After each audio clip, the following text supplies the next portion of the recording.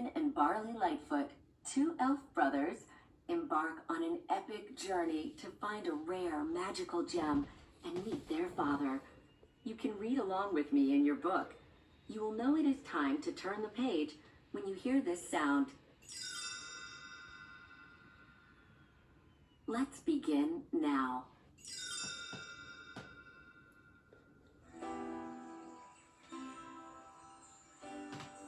Once, long ago, the world was filled with adventure and magic. From mighty quests to everyday life, wizards used magic for the good of all. But learning to cast spells was challenging. Modern technology offered an easier option. So, as time went on, magic faded away.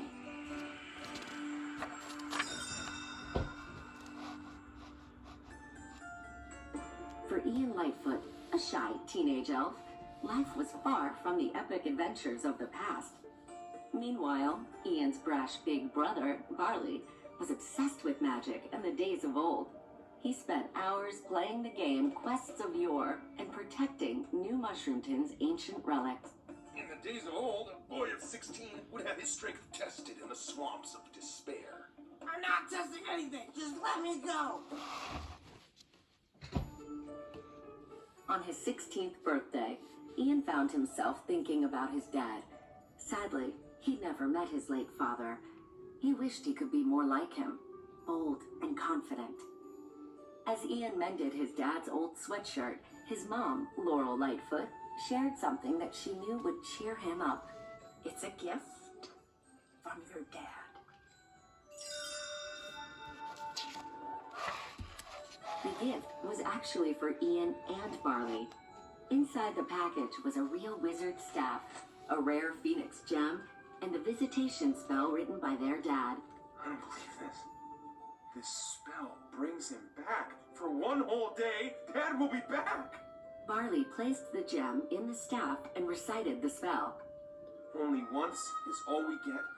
Grant me this rebirth till tomorrow's sun has set, one day to walk the earth. Suddenly, nothing. Barley tried again and again, but it was no use. Later, alone in his room, Ian softly read the spell aloud. The phoenix gem glowed, and the staff began to shake. Ian grabbed it, and a beam of light shot out. Barley walked in just as a pair of shoes appeared in the light. Then, socks. Barley tried to help Ian. Barley, no! Then, the gem exploded. Ah! When the smoke cleared, Ian and Barley saw a pair of legs. It was their dad, but only his bottom half. Barley explained that they had only 24 hours to find another phoenix gem and conjure the rest of Dad, or they would lose their chance with him forever. We'll start at the place where all quests begin, the Manticore's Tavern. The trio piled into Barley's old van, Guinevere. Ian was already making a list of all the things he would do when he finally met his father. Meanwhile, Barley handed Ian his Quests of Yore player's guide so he could practice new spells on the drive to the tavern. Whatever it takes, I am gonna meet my dad. The once fearless Manticore was now just a humble store manager, and her scary tavern had become a themed family restaurant. She did have a map to a phoenix gem, but she refused to give it up. It was too big of a risk. She could lose her tavern if something went wrong. Nervous, but determined, Ian reminded the Manticore that she used to take risks. The Manticore realized Ian was right. I used to be dangerous and wild. What have I become? The Manticore spread her wings and blew fire. The phoenix gem map slipped through the Manticore's fingers, and the flames destroyed it. Ian spotted a wooden beam falling toward Dad and tried the levitation spell. Aloft, nevermore! The beam stopped in midair. Barley grabbed Dad and escaped the burning tavern just in time.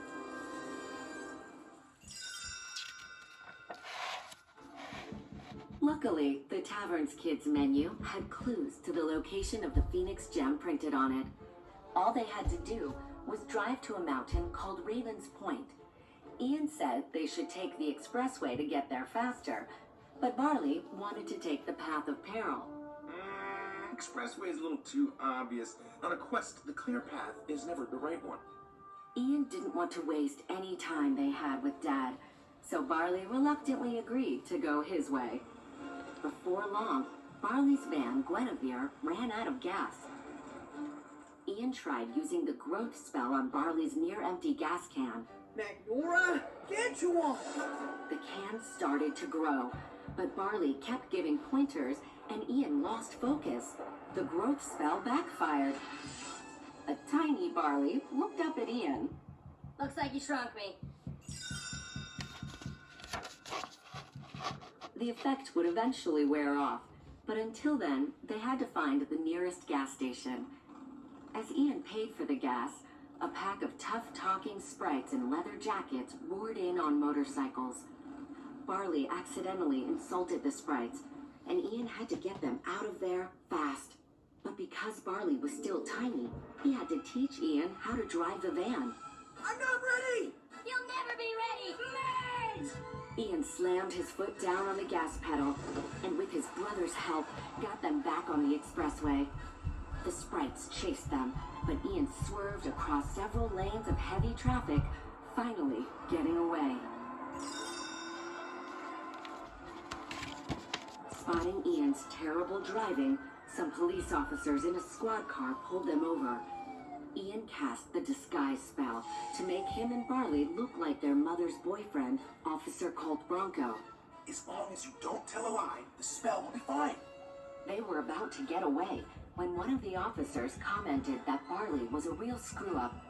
Ian stood up for his brother, but poof, Colt's leg disappeared, revealing Ian's. The boys escaped before the disguise dissolved fully, but Barley was clearly upset. Oh, I don't know what happened back there, but I don't think you're a screw-up. But Barley knew magic didn't lie. The brothers argued until they noticed Dad dancing to the vibration of the music playing in the van. Dad shuffled and shimmied his way over and got his boys to dance along too. Even though their fight was over, Barley was still hurt. It's not fair for you to call me a screw-up if you don't give me a chance to get something right. Just do one thing my way. Ian finally understood and agreed to take Barley's path of peril. In the meantime, their mom teamed up with the manticore to help Ian and Barley. The manticore had forgotten to tell the boys that the Phoenix gem was cursed. Only her sword, the Curse Crusher, could protect them. If we don't leave here with the sword, your boys are doomed. After driving all night along the path of peril, Ian and Barley stopped at the edge of a wide chasm with a drawbridge on the other side. The only way across was for Ian to conjure an invisible trust bridge. With Barley's encouragement, Ian learned to trust his own ability and made it safely to the other side. While the boys celebrated, Barley spotted a statue of a raven. It was pointing toward more raven statues in the distance. Raven's Point wasn't a mountain. They needed to follow where the ravens were pointing. Barley's path of peril had been the right path all along. Suddenly, the real Officer Colt Bronco pulled up. You guys are in trouble big time. Now you get in the vehicle, I'm escorting you home. Ian got behind the wheel of the van, but instead of following Colt, Ian slammed on the gas. He sped through the mountains with Colt right behind, joined by more cop cars. Ian turned down a narrow road and came to a dead end. Then Barley made a difficult decision. He pointed his beloved Guinevere at a pile of boulders, put a rock on her gas pedal, and jumped out of the way. The van soared through the air and slammed into the rocks, then flipped over and was covered in boulders. The road was completely blocked. She was just a beat-up old man. Come on, we gotta go. The ravens led Ian, Barley, and Dad to a river that flowed into a cave. Ian turned one of Barley's cheese puff snacks into a raft. Then he cast the velocity spell, and they sped across the water. Excelsior! The river led the boys and their dad through the final gauntlet. A series of booby traps, including a tall silo that was filling with water. At the last moment, they worked together to open an escape hatch. Barley, Ian, and Dad scrambled out of the silo, only to find themselves in the last place they expected to be. They were back in New Mushroomton. Ian's heart sank. They followed Barley's path of peril and ended up right back where they started. Their chance with Dad would soon be over. Ian lashed out at his brother. I can't believe this! You act like you know what you're doing, but you don't have a clue, and that's because you are a screw-up! Ian led Dad toward the park, leaving Barley behind. Ian, wait! At the park, Ian sat next to his dad and pulled out a rumpled piece of paper. It was the list of things he wanted them to do together. But then he realized something. He'd already done everything on the list. Not with Dad, but with Barley. Barley had always been there for Ian. Now it was Ian's turn to be there for him. Back in the center of town, Barley noticed a hole at the top of the ancient fountain. A tile they had picked up at the last Raven statue matched the hole perfectly. Barley slid the tile into place and a secret panel opened. The Phoenix gem was inside, but as Ian arrived, a red mist began pouring out of the fountain. It's a curse. The mist protected itself by transforming the nearby high school building into concrete armor in the shape of a massive dragon. When the dragon flew toward the boys, Barley saw a dark shape swoop down from the sky. Barley recognized it first. The manticore! Ian squinted to get a better look. Mom? Their mom stood heroically on the manticore's back while the manticore held her curse crusher sword.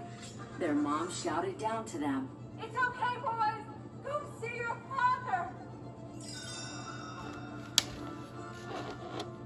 Barley set the gem on the staff, and Ian repeated the visitation spell. The gem streamed its magic, and the rest of Dad started to appear. The manticore and their mom couldn't hold the dragon back any longer. Barley turned to distract it, but Ian stopped him. No!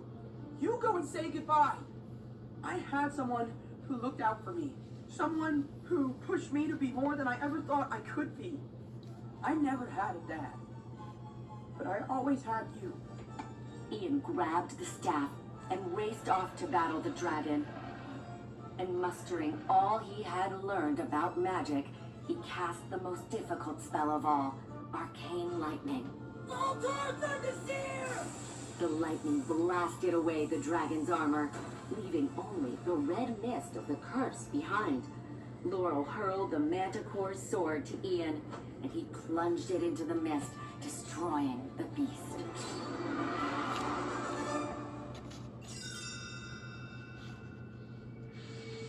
Then, at the top of the hill, stood Dad, laughing and talking with Barley. As the sun set over the horizon, Dad pulled Barley into his arms before slowly fading away. Barley climbed down the hill to help Ian from the rubble. He told his brother how proud their dad was of the person Ian had become. Ian was touched. Well, I owe an awful lot of that to you. Barley smiled. He kinda said that too. Oh, and he told me to give you this. Barley wrapped his arms around Ian, pulling him into a big hug.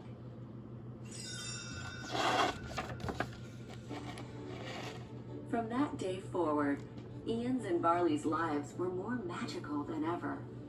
Barley got a new van named Guinevere II, and the two brothers debated which path to take on their next quest.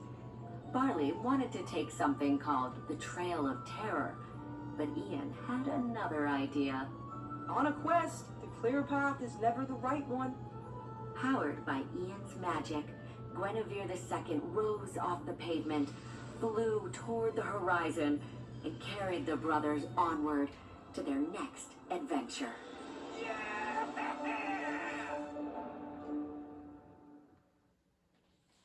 Subscribe to my channel for new stories all the time.